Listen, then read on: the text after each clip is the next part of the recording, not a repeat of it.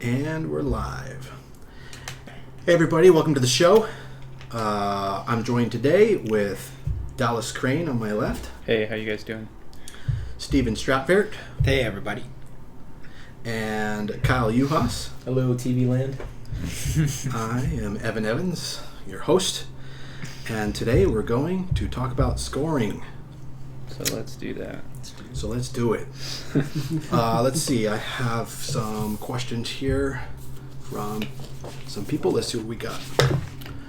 Michael Alamania asks, are there any sites or places where a composer can get footage with no music, like just dialogue and effects, so I can practice scoring to picture? Actually, there's specifically a website for that that you can find out there. I don't remember what it is. Anybody remember? It's called...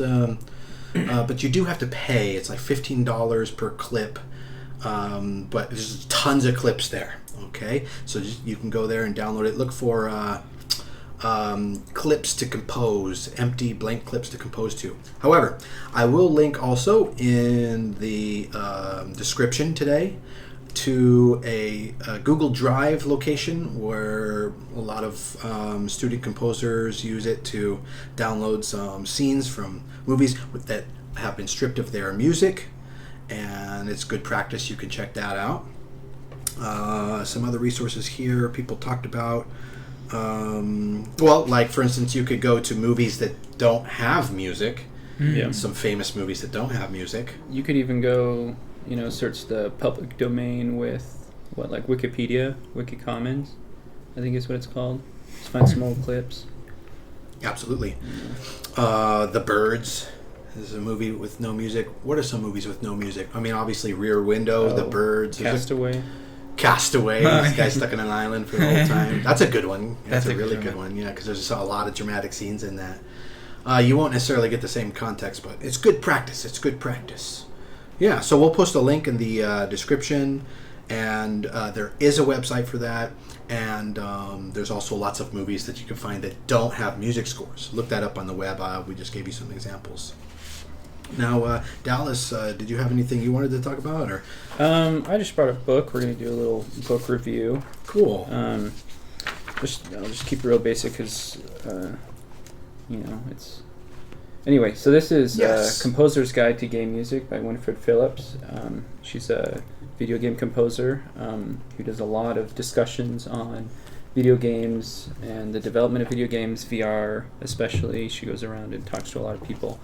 Has a really deep mind to pick. And so this book is everything you need to know to be a composer with game music.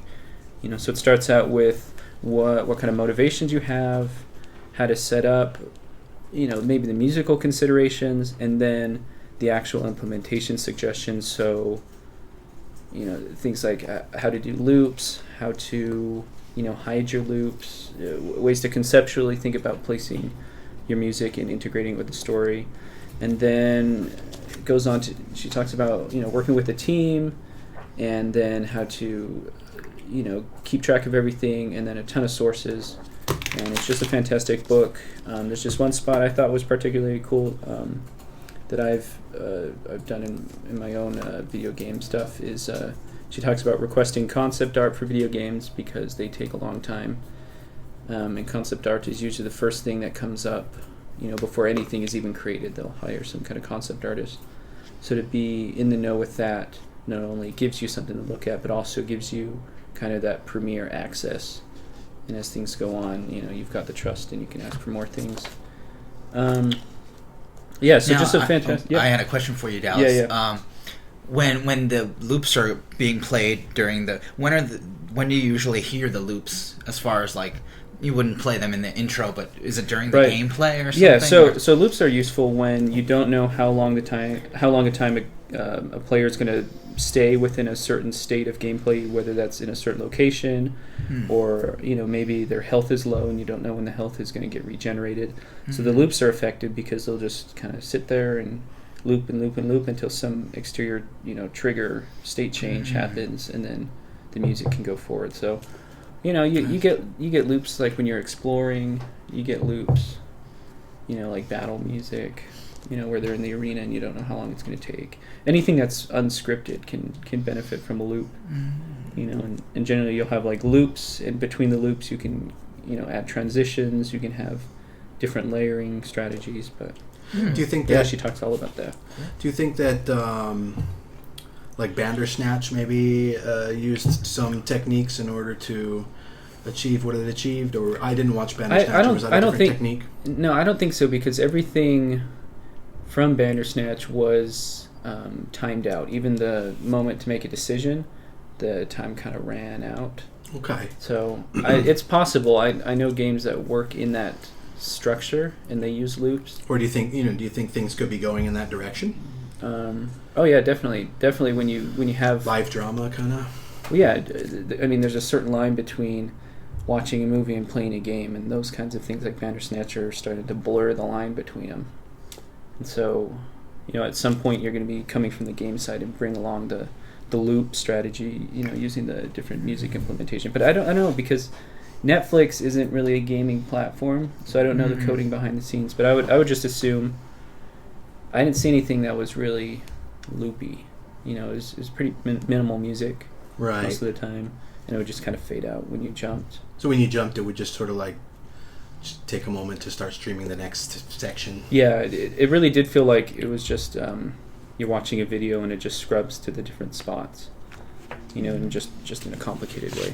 I see. It's kind of what I'm curious about when it comes to like, especially nowadays when it comes to video game music, because back in the day you normally would, if you were going to a different level or something, it would just cut to like an actual cutscene, so you didn't have to control your character. It was almost like an actual film. Right. And you would actually you would hear the audio, and it would kind of cut right to the actual, since it was an actual orchestrated scene. But now it's, obviously there's still cutscenes, but now to the point where it's in game, so it kind of depends on your movements. So I find the idea of, like, we obviously work off of narrative cues for films. They're always going to be like that. The character's always going to walk into a room at that exact same time.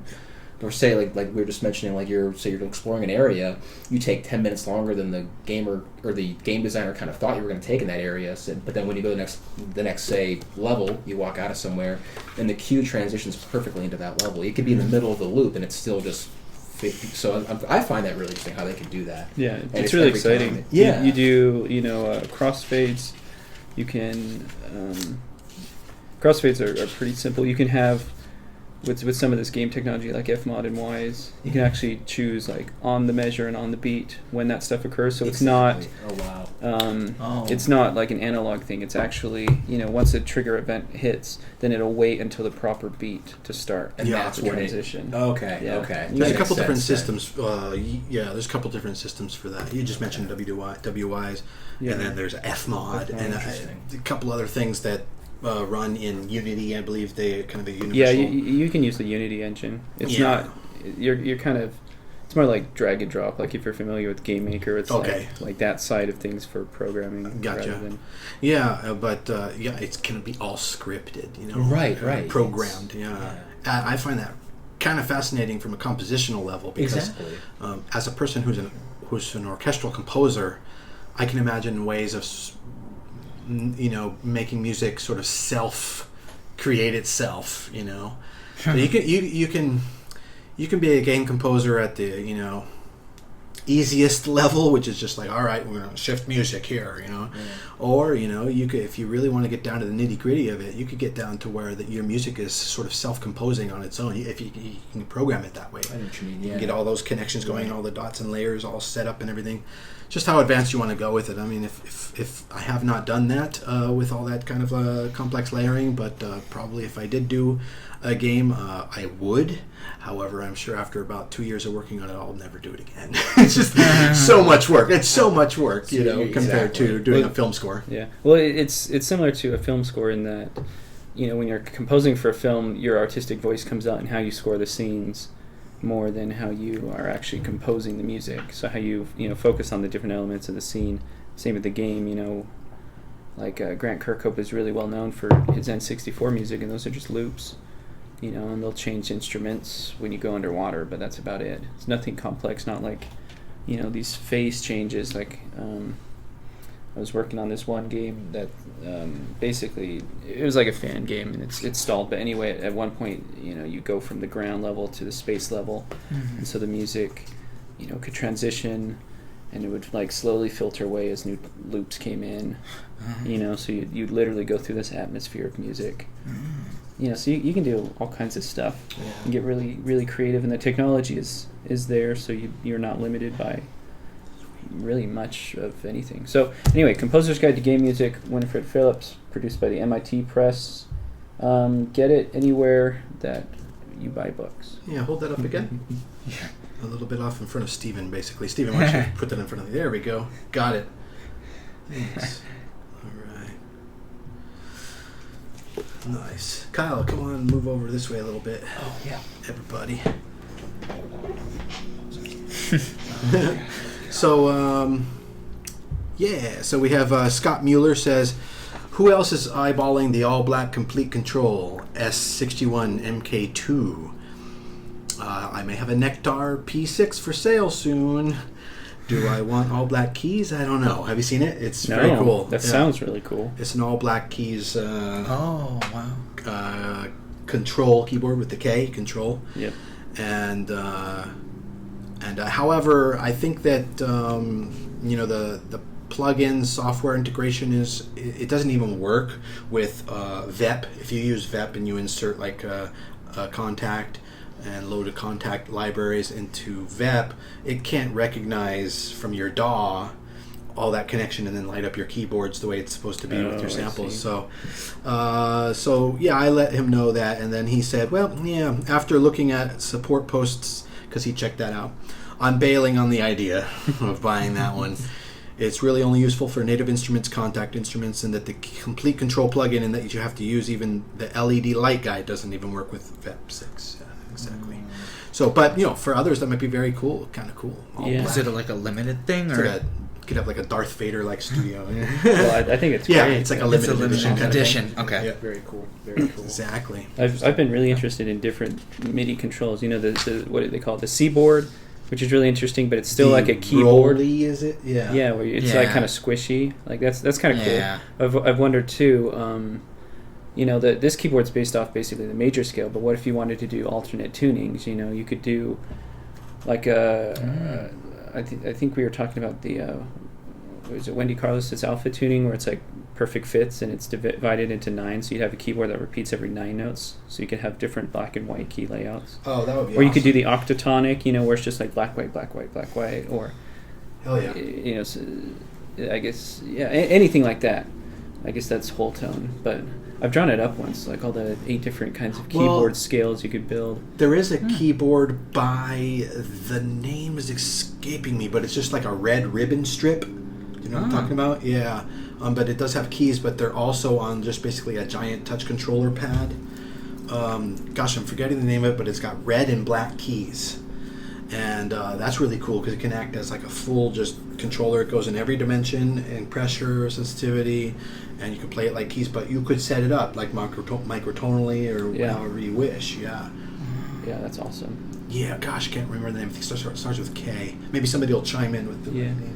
I wonder too, because I know you can basically make sample instruments with, if you're doing any Foley or stuff, you can load the instrument with different, footsteps and stuff. So even just from like a sound designer's perspective, is there a MIDI keyboard that can do that kind of sound effects stuff but isn't musically oriented? That's maybe stacks of keys, so they think like, oh, footsteps are here, water's here, different things as well, and then kind of blend it with the those drum pads that are like 5x5, and you kind of push them. Yeah. Sort of like Gatya does his music production. Yeah. So I have a question, Evan. I'm seeing over there at your keyboard, I see all these lights. Right. Like, what is that? What I don't. Key zones. Oh, okay. So up here might be like kind of sounds, and then down here might be taikos down in the pink range, and then in the red range it could be key switches, and you can custom lay out those keys and the colors and the brightness, and so that way where your ranges are, and it could define, for instance, the out of range limits for a trumpet sample, and then show you where your key switches are, and perhaps for instance, for strings, maybe you would have, red key be pizzicato or something. Yeah, so you can have kind of a uniform color scheme, key switching that changes on every instrument you use, but you would know because of the universal color scheme, or you can use it in many different ways. Can you use only a select number of colors, or is it always going to be? Or you could have like 5 or whatever. Yeah. You could have no colors, and then just like these 3 are cool blue. Oh wow. Sure, and then all the knobs up here are programmable. Yeah. So they can be whatever CC or even pitch bend you wish, and you can even turn them off, which is nice. So that's one of the reasons I got it. So it's a little bit future proof. If you ever have like a dirty pot, it like can really kill your keyboard. So I can turn off any dirty pot in the future that's like spitting out bad MIDI data. That's all future proof. Are they the first ones to do that? Or are there any other native instruments did that? But yeah, is that pretty much programmable knobs like that? Well, programmable. I mean, these are like with the lights. I mean, knobs. the lights. Oh, sorry, the lights. Yeah. I think I don't know. Maybe they've patented that because I haven't seen that from anybody else. I've seen like the keyboards for training people.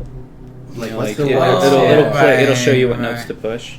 Oh yeah, I have one of those. They Yeah, have the chicken. My daughter takes lessons on that. It's called Magic Piano. Yeah. That's true. The whole key lights up. Yeah. The whole key. It's very cool. And then when you make a mistake, it turns red. When you do it right, it turns green. Oh, it's pretty cool. Let's see. Brandon Kutnikov asks, I'm trying to find some good reference tracks for an Arabic music soundtrack I'm working on. I'm using vocals, orchestral instruments, and ethnic instruments. Do you guys have any recommendations? Somebody recommended Lawrence of Arabia, but I think, that's a little bit too on the nose. Although, Didn't Brian Tyler do... Well, he did like Fast and Furious. I think Fast and Furious. 7 was in the Middle East somewhere. Yeah. And he used some of those scales in a Western way. Yeah. Jerry Goldsmith would like omit one tone in a harmonic minor scale to create like hexatonic scales. Yeah. Yeah, and then, try some interesting meters with that. There's different meters, too, that give off that impression, not just scales. Do you have any ideas, Dallas? Yeah, so I think it's important to study kind of the source material of the music that you're going for. So in this case, like Middle Eastern music, go with like, oud music and the maqamat, stuff like that. And just kind of get a sense of how they perceive sound and perceive tones. They have variations on microtones that come up in different ways, and that's why when you hear someone sing in that style, it feels kind of weird and a little bit off, is because they're using different actual pitches.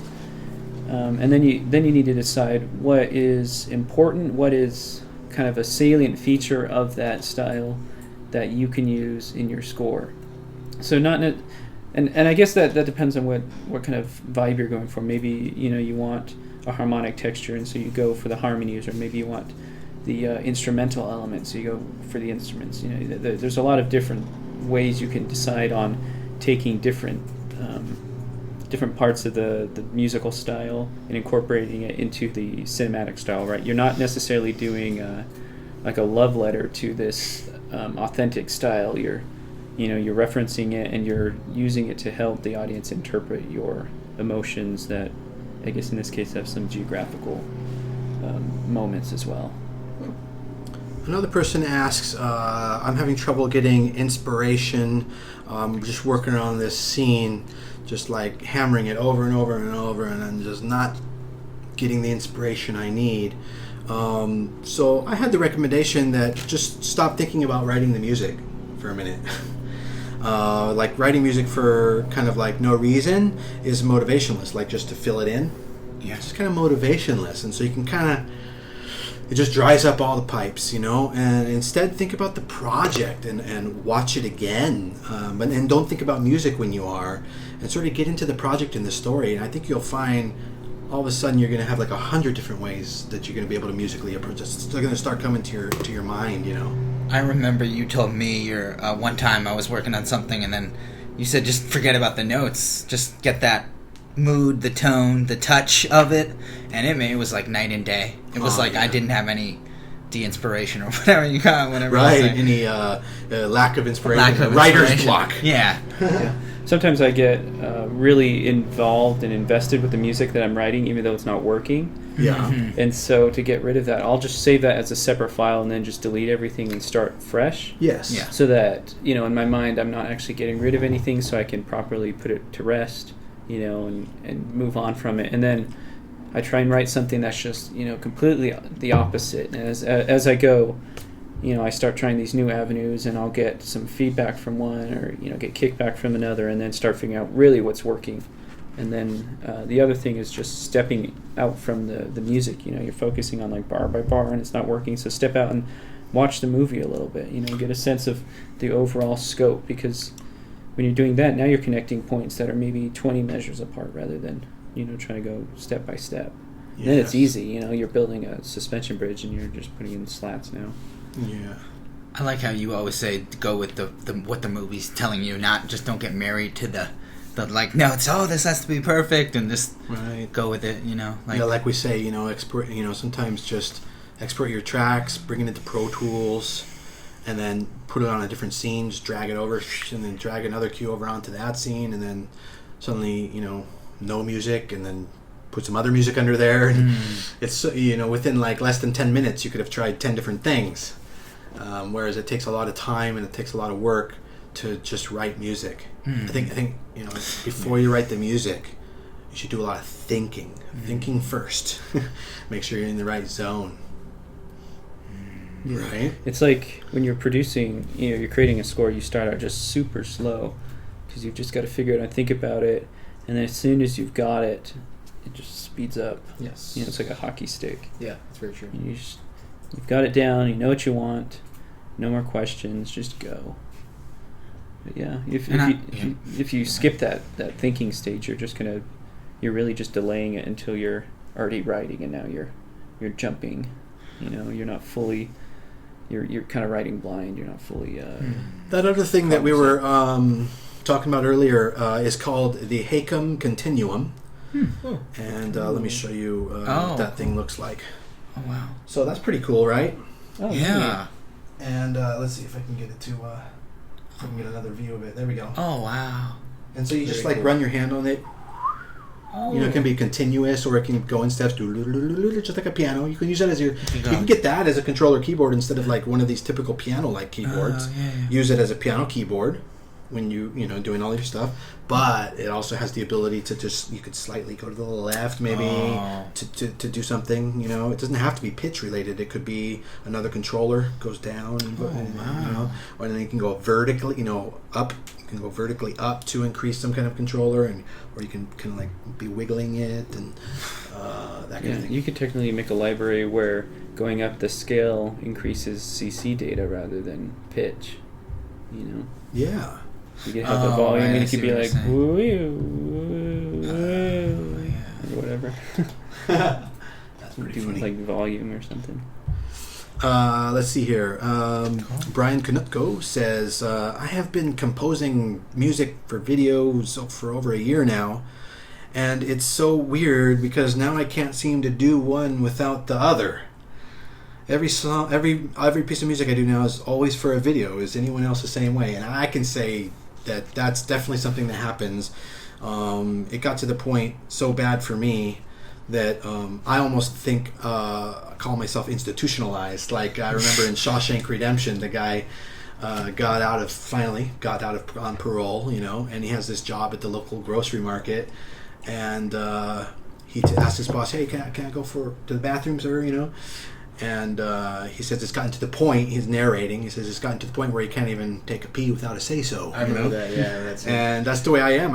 I can't write music without picture now. It's just impossible. So even if I were to write concert music unaccompanied by picture, it would be completely to some kind of picture I have in my head. Right.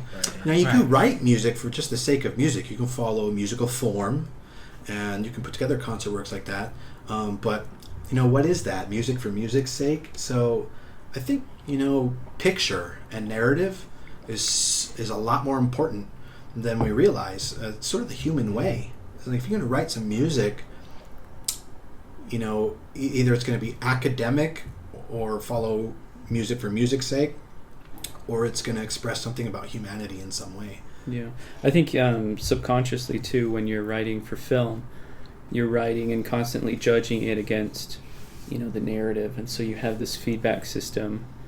And then when you get to concert music, you're basically writing music into this open void, and whatever signals you send out to it just get lost forever. So you kind of feel insecure because there's nothing to judge your music against besides what you think the music should be. And so when you get to writing, you just got to realize, you're expecting that echo back, and you're never going to get it. And so you have to think a little deeper and get used to writing. Before, maybe if you're writing concert music, before you got into film, you're writing it as, like maybe a goal, getting used to the techniques you want to show off, that you can do specific, chord changes or specific instrumentations. Those are your guidelines. And maybe through the process of scoring for film, you've grown past those as artistically valuable motivations, and so when you come back, now you realize there's like nothing you're going for, so what are you going for now? When you write a symphony, Thomas Goss says you're writing it as a voice for the community. So if you don't have a community, well, don't try and write a symphony, but maybe you're writing a string quartet. So what is the string quartet speaking to, or what is the wind quintet speaking to, or anything, whatever you write. Yeah, I suppose financially too, right? Yeah, that is true. If you write something for 60 instruments, if you're gonna have to fill up certain audience number of seats, and yeah. Well, no, yeah, and that too as well. Yeah, I think just off the top of my head, this is probably pretty inaccurate. So do with it what you will. Yeah, but I think it's like 90% of new concert works never make it past their first premiere. So they get written, they get performed, and then that's it. They don't move on. So there's that reality to it. That's probably true. And that's the same thing with screenplays. Only 1 out of 10 screenplays actually goes on and gets made into a movie. Only 10%. Wow. So if you're getting involved with filmmakers at that early of a point, just realize that it's still just a dream. It's still just a pie in the sky, and that there's only about a 1/10 chance that that's going to come to fruition. Especially if they're... Don't put all your eggs in that basket. Yeah, if they're just sending you the script, you don't have to interpret that as, the ball is rolling now. Right. That's kind of the message they want to send, but not necessarily. Yeah.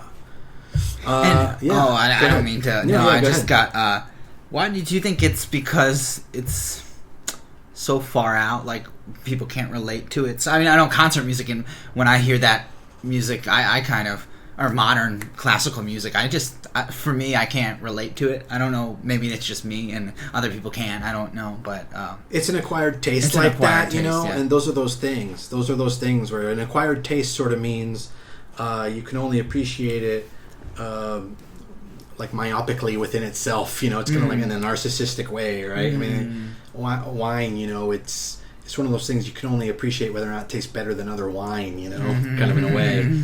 The first time you taste wine, it's not as good as everything else you've ever had. It's something very strange. Yeah. But then, you start to realize that there's other ways you can compare it, but only within itself, you see. And so that's what it becomes. It becomes like something that you start to appreciate for itself. Then from there, you can actually start to get a little deeper and philosophical about it. This reminds me of spring. It just brings back memories of grandma. I love this music. Haydn, wonderful. Yeah, just art in general. You kind of have to find, the music that speaks to you, and then realize that artists, they have this feedback loop with the audience. They'll write pieces, even just visual artists, will put pieces into galleries, and the galleries will take it knowing that a certain audience comes to the gallery. So if your art doesn't match what the audience wants, then it's not going to fit. And then the audience, isn't necessarily going to be exposed to new kinds of art unless they start looking for it in new places. So it's, you got to be aware of those and know you've got to go chasing for different kinds of music. Contemporary music, people are writing in tons of different styles too. Now, Kyle, you had something you wanted to talk about? Yeah, I was kind of curious from your guys' take on this. I'm not as familiar if this is a really popular sort of thing, but I actually just kind of saw recently they were doing a live screening of Star Wars A New Hope, but they were doing it with a live orchestra. It was actually, it was just this past November. It was at the Royal Albert Hall. It was the London Symphony Orchestra, and it was conducted by Ludwig Wicki. And so I wasn't sure if you guys kind of, like, what your take on that was. If this is something that's more of kind of like maybe even just like a fad kind of thing. Like, just once in a while we could do this as kind of a special kind of event or occasion. Or if it's something that might be even become more popular again. We're having just that live sort of, orchestration, and, would it kind of bring sort of that same energy as you would have coming into going just to see a concert, and kind of that, like, it's just a really kind of, I personally think it's a great idea. I think it's awesome to have that live accompaniment to the picture itself and have them both right there. And I think that experience, like I said, all in itself would just be absolutely worth it. So. Yeah, it's definitely on the rise, and I think it's going to be part of the orchestra's like financial artistic strategy to keep afloat, because it's wildly popular. Pop concerts in general, but even taking it further with the film. Right.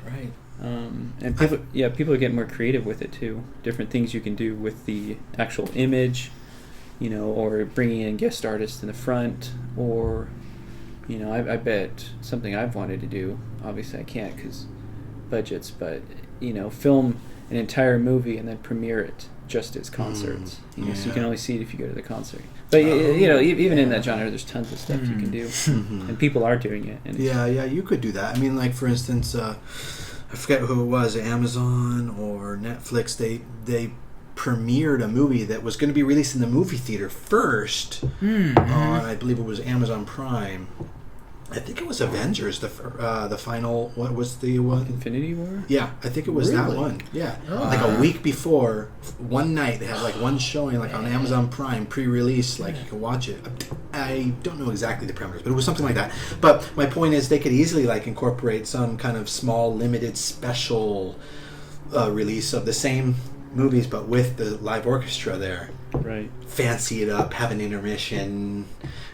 That'd be wonderful. Yeah. I think that it's representative of like a paradigm shift that's going on. That's happened many times in history over the last 300 years as music keeps evolving, and like there's probably that period where you're like the composer is just like, what is this new infernal thing? And they reject it and everything, but it's an actual paradigm shift that's unavoidable, and all of a sudden you're in a new era. And I think we should realize that we're basically kind of entering a new era. Like, opera is like really on the decline, and possibly going to see a movie with orchestra is like the next thing. I mean, I saw something last night was pretty cool. They had the movie Star Wars with orchestra and like fight sequences on stage in front of the orchestra with lightsaber and stuff. Oh my god! So dramatizing in real life with the movie. I mean, it's just it was such a very cool. It wasn't even as good when they were framing in visually on just the fight in the orchestra, or just the fight, or just the orchestra in the movie.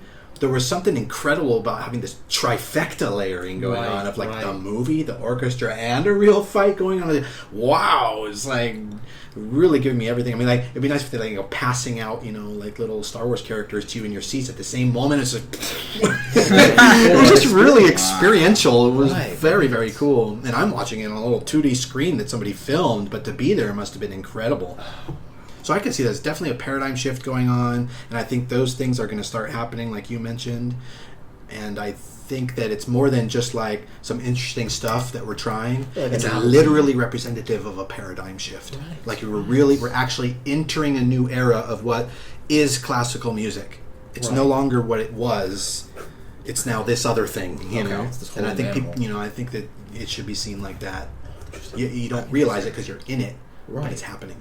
Right, you're exactly. And I think people are fooled because, classical music in Bach's era, Bach was writing music for, like church functions, music for a function. And then, Mozart had his little things, and Haydn had his shows, and he got hired for stuff. They're like the working composer doing music for other people and other projects. And then, somewhere in the early 20th century, we had this weird split where the concert composers thought they were the classical composers, but really the classical guys kind of went into the film scene and started doing all the film music, and now kind of breaking back out of the film and bringing what they've learned into the concert again. Right. And it's just unavoidable. It just takes like, some generations and for the diffusion of innovation curve to occur, and so there's a certain rate of it, maybe 1, 2, 3 generations, and so that's why I think we're seeing it now. Yeah. The thing is, it's hitting mainstream. It's pretty mainstream now. Sort of thank God for John Williams. He's sort of kind of like the word that I might use is ambassador or something. Sort of bridging going to a different foreign country or a foreign listening environment, but bridging it by bringing your knowledge and diplomacy of the traditional from the original source to the new foreign listening experience, and doing it in a way that like everyone, so he sort of like kind of bridged that gap and brought us over, And now, that's opened things up. Now we can go and listen to, like, hopefully, I'd love to see, like, a Marco Beltrami concert to picture, cool. That would be really awesome. A little iRobot here, a little quiet place there. And has a little DJ for all the synth elements, right in the middle. Yeah. Mix it up, Brian Tyler, let's get him in there, Fast and Furious, suddenly a freaking car comes on stage. Oh, man. But then all of a sudden, the DJ stand comes out of the ground. It's lifted up, yeah. As soon as they get like noise canceling drones, they're going to be just flying all over the music concerts. Oh, I think they're actually, when you're talking about a car, there was some big pop concert where the guy like flew in a car. Yeah. Or something. Yeah, it was like a hollowed out car or something, and they put a balloon inside it. It flew in with wires and everything. Yeah. Yeah. So some weird thing. It was like an actual car. It's hilarious. I can't wait for movies to be filmed in 360 degrees. That'll be 3D 360. But even more, Steven.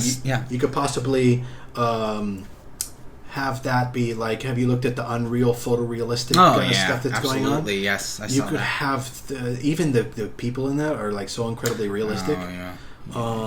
You could start to make movies like that, and in that way, people could then actually, using 6 degrees of movement headsets, people could walk inside the movie, along different areas or whatever. And I had the idea that the potential future of movies at this point could be where everybody just sort of like goes into a massive online movie experience, a MOM, right? And you adopt a character, Oh, wow. And then you just get into that world. It's like Lord of the Rings, and you could be one of the dogs if you want. It doesn't matter. You're prompted to do different actions. Sure, yeah. You have choices, but the whole thing just sort of like roughly follows. Maybe there's there's conflict, and that's it. And then it's just the whole game is to resolve the conflict, But like, there's no specific narrative, and that way it is the narrative, and you're living the narrative, Yeah. You have to literally find, water to gain life. That would be the first one. Yeah. They tried doing that with Fallout. I think they were. Yeah? It was a multi-dimensional game, and like everybody could join. And that sounds cool. Like, it's cool. Yeah, it's kind of like Fallout. Yeah. So very interesting. All right. Well, moving on from that incredible thing that I could talk about that for probably hours. Caleb Coffee asks, does anyone know some great sites to try and get my music licensed for film, TV, etc., like non-exclusive licenses, he says. And then Alex Phillips responded with Premium Beats. That's one of them. And then you might want to try this one called Song Trader. I have it on the screen here. It's very, very low cost, and you can upload all of your tracks. So they have like a free plan and a monthly like low cost one, and then a premium one. And that's a good way to get yourself into it, I think. Yeah, I think just do that. Get used to the process with one, and then you get a sense of what you like and what you don't like, and then start looking for other things. You don't have to fly blind. With all the other libraries. Yeah, just upload your music there, and you'll be surprised. If after about a year, if you upload maybe 50 tracks, you probably get a placement or two. And just keep working on it. We talked about that before. Music libraries. Check out some of our segments on music libraries. Steven, it was last week's podcast. I think Dallas mentioned something on that. So check it out. Check out last week's. Last week's, yeah. Cool. Yeah. And Steven, you had something you were going to try and talk about, eh? Yeah. So earlier today we were talking kind of about these techniques for the like phasing and all that stuff and flanging, which is really cool. I'm always interested in that stuff. What can someone? When would phasing be used? Would you say, Kyle? Like, are there any instances where I know because sometimes you say if a guitar or drums, it's not good to kind of have them out of phase, right? So you want to kind of. Is there a time when you might want to use something like that? I mean, it always depends. It's up to the composer. It's up to the person who's doing it. If they enjoy the effect, they actually like how it sounds. It's one of those instances where it's like, well, is it a problem? Is it something that is technically wrong? Well, yeah, but does it sound really good? Like, well, it very well could. You could kind of turn a negative into a positive in one of those aspects there. But I mean, for like a phase issue compared to say using like an actual phaser effect itself, it's kind of two different kind of animals in its own way. Like, I mean, you can have drums that are totally in phase and that were well recorded, and then slap a very, very, very short, very like subtle phaser on there, and it'll create a whole new sonic kind of texture to it. But I mean, you can obviously use it in movie scores as much as you can use it in band mixes. It's one of those things where it's depends on how crazy you want to go with it, obviously. But it just always depends on the narrative as well. It could be a sci-fi film that could really benefit from that. So in case anyone hasn't heard phasing. Oh yeah, what is that? Well, check out Lenny Kravitz's "Are You Gonna Go My Way?" Yeah, there you go. Yeah, there's that's good. Yeah, bridge. I think I don't know if they put it on here. Let's see where it uses that.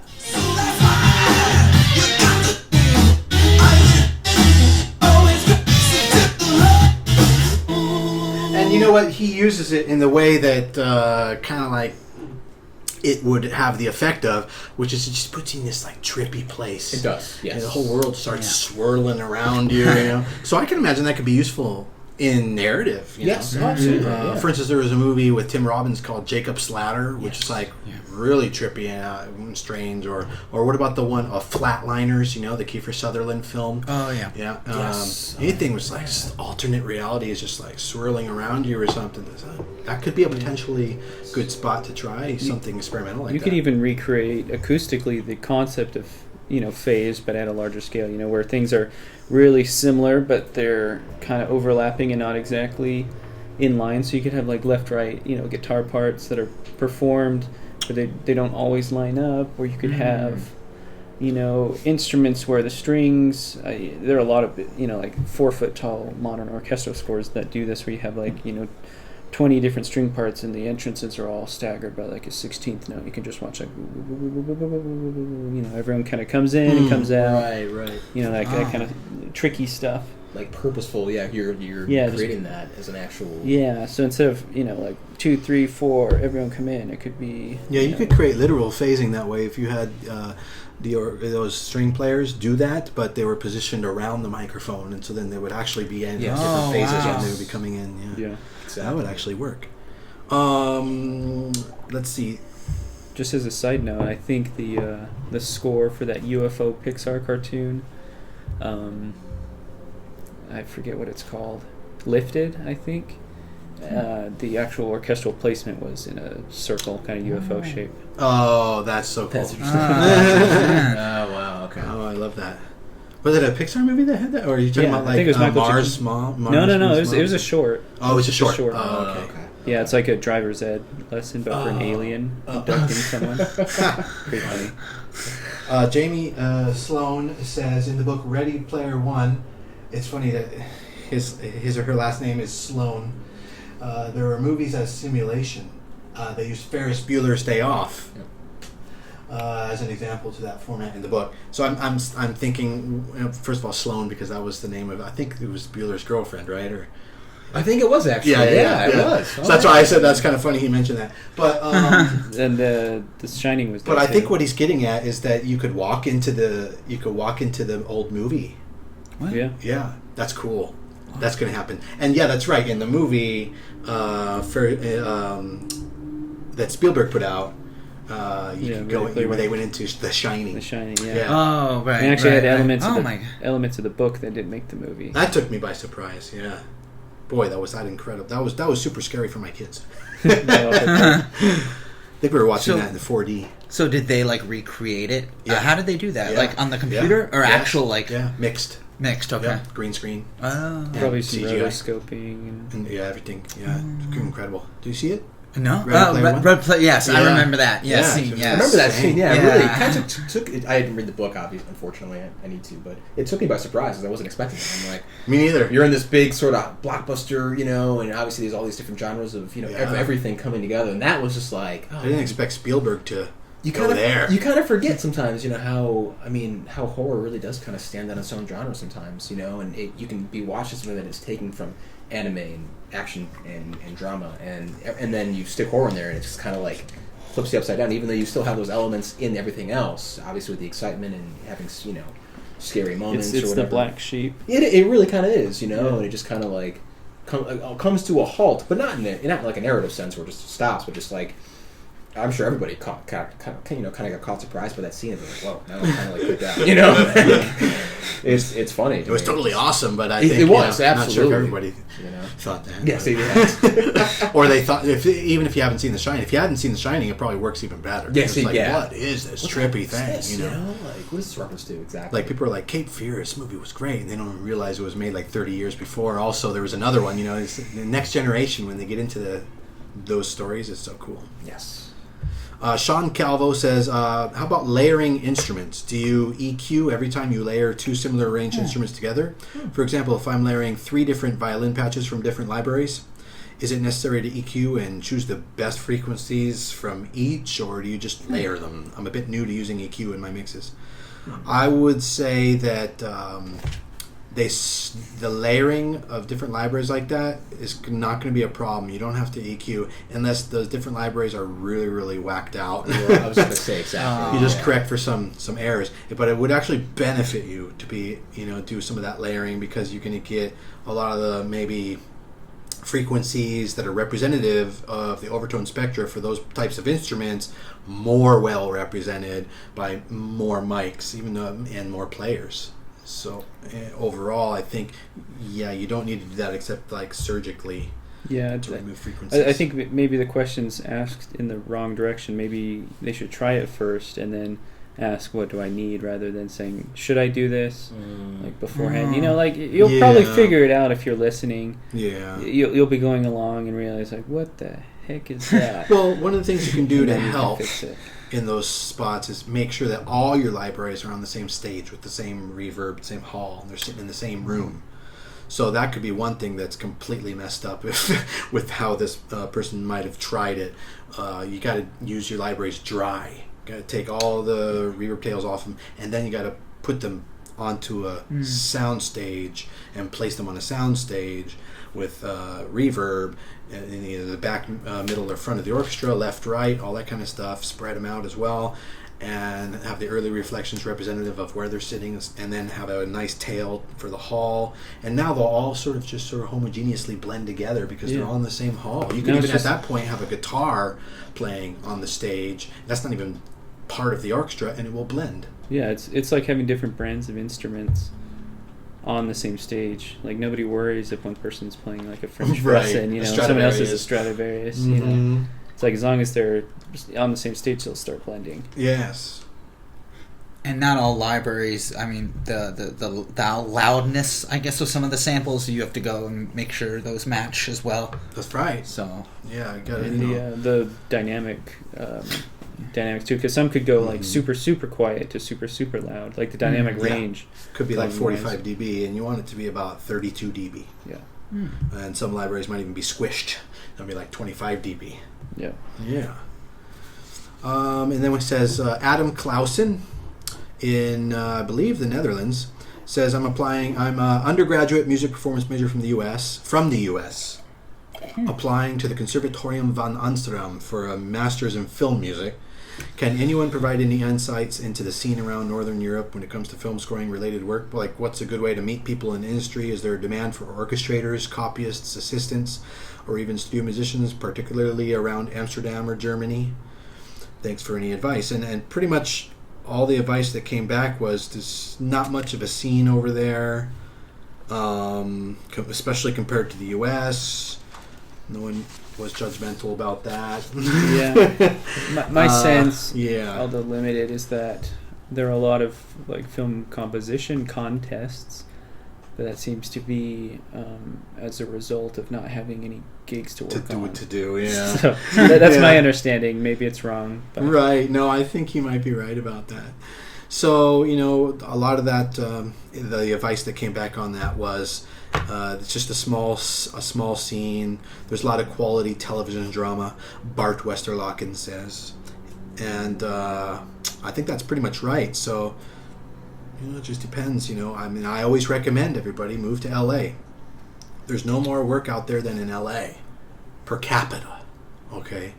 And, then people usually tell me, but, look at Alexandre Desplat, or look at, somebody from England or Australia, these big composers. Yeah, but they hit the lottery, they had whatever the lucky events happened to them, they had that happen, but they're not as probable. They're not as probable. And so, you don't want to kind of like go where there's a very low probability. There could be a film composer in Antarctica one day. Right. It doesn't mean if you live in Antarctica and you want your best shot at film scoring, you can do it in Antarctica. Yeah, you can, but the probabilities are like 1 billion to 1. Move to LA, become a film composer if you want to become a film composer, and then after you're successful, go where you like and raise sheep if that's what you want to do. that bleeding sound library going. Yeah. And on that note, that's today's show. I hope everybody enjoyed it. Yeah, very good. Awesome. Thanks for tuning in. Yes. See you next week. See you guys.